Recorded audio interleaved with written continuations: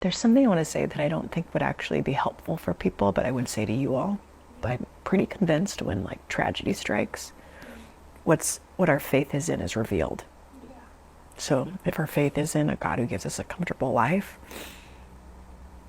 and then tragedy strikes, that comes to the surface that, oh, what I wanted or expected or hoped, or we don't even understand the motive of faith, and oftentimes that's revealed when tragedy strikes.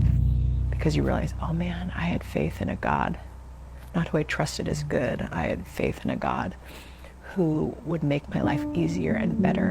And when the tragedy strikes and that doesn't feel like it's true anymore, then I abandon that faith, which I'd actually respond with good, because it wasn't faith in the living, good, kind, ruling, reigning, grieving God who is. Because that's what I found in my grief, is that when I'm willing to open my heart to what's actually in there, whether it be anger, grief, specifically at the loss of Randy, God's heart is there too.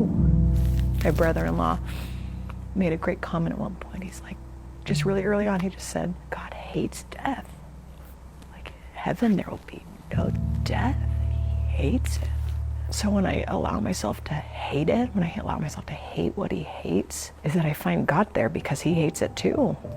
So if only I'd be willing to open up my heart more often. In fact, I feel kind of funny getting to a place with moments like this to be like, I want to woo people to grieve, because what you'll find is more of God's heart, because he's grieving about a lot of those things too. He's grieving about what happened to people when they were younger. He's grieving about the trials that we face. He's grieving death. He's grieving loss. He's grieving unfairness. He too hates it. And one day, and this is the hope and why I think we can grieve with hope, is because it won't always be this way.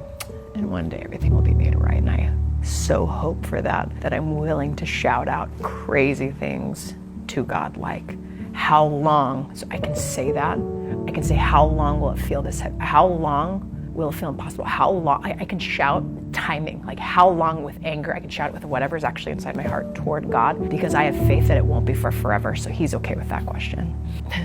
Almost feels like a backwards way of trusting God. I thought in order to trust God, you had to like get to a place of going, I trust you. And now I'm realizing the way to trust is the way of honesty. So even if it meant, God, I don't see your goodness. God, I'm so angry. It's weird to go back to that time. I'm so angry. There's so much anger in me and so much sadness and so much grief that I don't even have words to pray. All I have is like guttural sounds coming out and yelling. Like that's what I had, but that was honest. So in that moment, that looked more like trust than me pretending to be somewhere else. So the way of trust is the way of honesty.